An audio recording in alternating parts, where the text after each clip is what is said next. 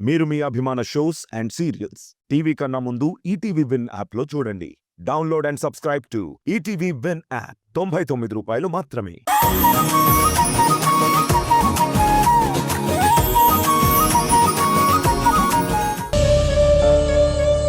ఎక్కడికి రాదా? వస్తానుండు.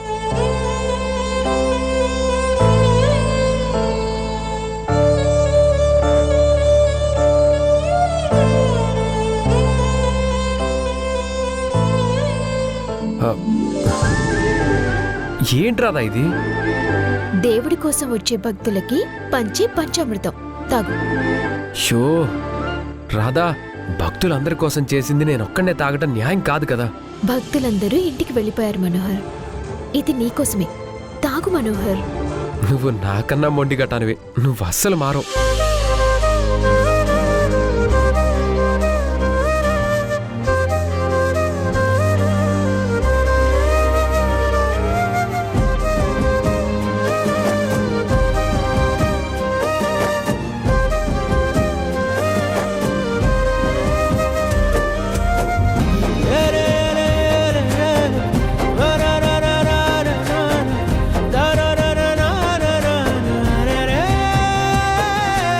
ఆ హోమంలో ఒకసారి కట్టలే.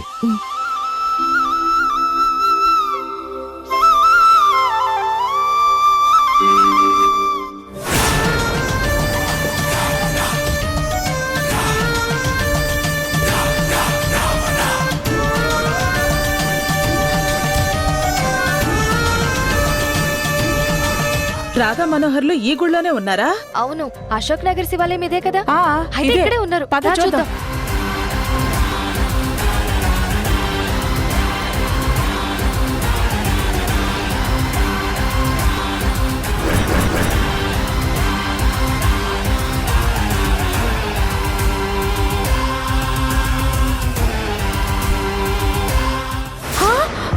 అమ్మో! ఏమైంది? అమ్మో! ఎన్ని మెట్ల కూడా నా వల్ల కాదు. నేను వెళ్ళిపోతున్నా. పిన్ని, అదేంటి ఆ, లేట్ అయిందనుకో, అంతా మిస్ అయిపోతాం. పద పిన్ని, వాళ్ళ పూజ ఆపాలి. ప్లీజ్ పద. అయ్యో.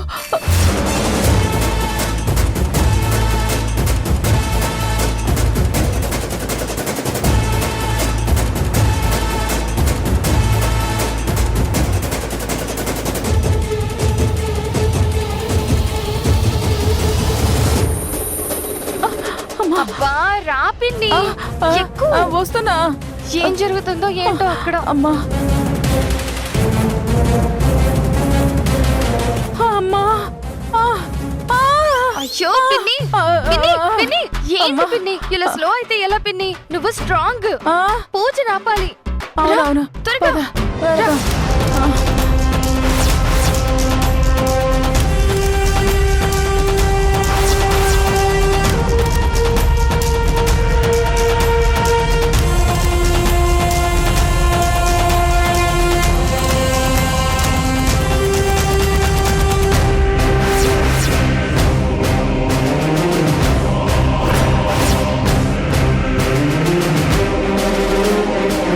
గాయత్రి, అటువైపు ఉన్నారేమో చూద్దాం. పద. పద.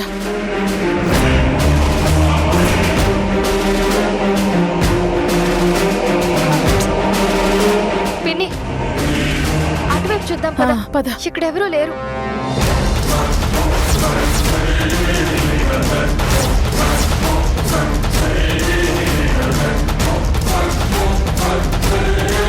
ఇదిగో ఆ అమ్మాయి ఈ రోజు ఈ గుళ్ళో చాలా కష్టమైన పూర్వకాల పూజ చేసిందట.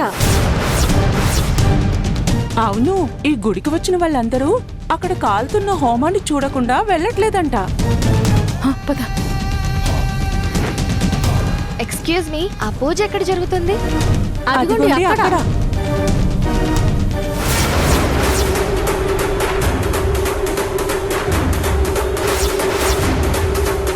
చాలా థ్యాంక్స్ అండి. పద పిన్ని.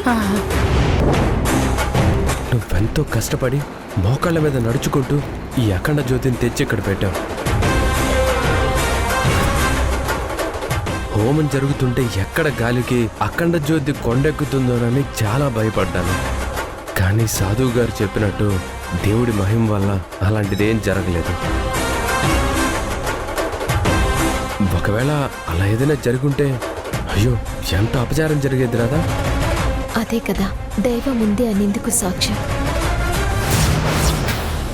ఇంత పచ్చి ప్రమిదలో జ్యోతి, అంత పెద్ద గాలి కూడా కొండెక్కలేదంటే దేవుడు ఎంత పవర్ఫుల్ అర్థమవుతుంది కదా.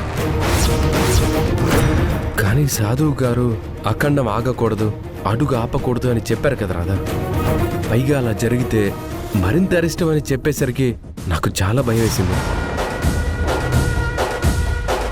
లేదు మనోహర్, నా పూజ పూర్తయ్యే వరకు ఈ అఖండాన్ని కొండెక్కనివ్వను. రేపు ఎంత కష్టమైనా ఈ అఖండ జ్యోతితో 108 ప్రదక్షిణలు చేస్తాను. తర్వాత ఈ అఖండ జ్యోతిని ఈ హోమంలో ఆహుతి చేస్తాను. అవును, ఈరోజు రాత్రంతా జాగారం చేయాలి. అలా అన్ని కరెక్ట్గా చేసావనుకో, బామ్మ ఆరోగ్యం బాగయ్యి ఆ సత్య దొంగ గాయత్రిని అందరికీ చెప్పి బయటికి పంపించేసి ఆ తర్వాత నువ్వు మీ ఫ్యామిలీతో కలిసి ఎంజాయ్ చేస్తావు. ఆహా, అప్పుడు మరి నా సంగతి ఏంటి? మనోహర్, ఏది ఏమైనా నా పక్కన నీకు ప్రత్యేకమైన స్థానం ఉంటుంది.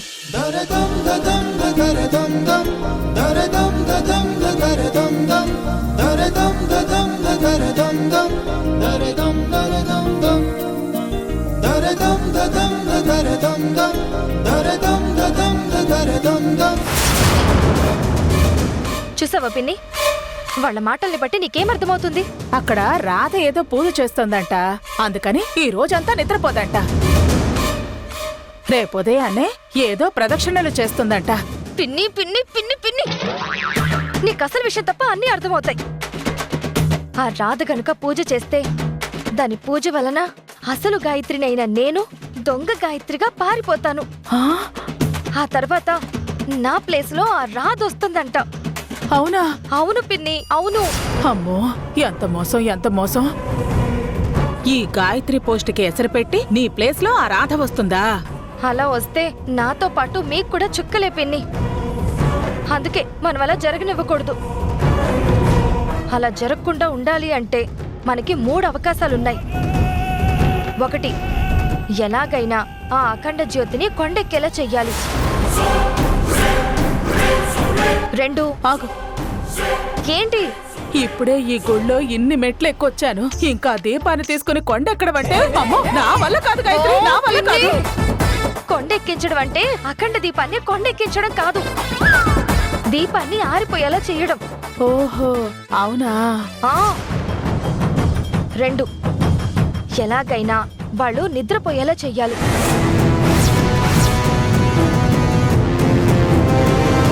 ఇక 3వది, రేపు ఆ అఖండ జ్యోతితో రాధ ప్రదక్షిణలు చేసేటప్పుడు ఎలాగైనా ఏం చేసైనా ఆ ప్రదక్షిణలు చెయ్యకుండా ఆపడం.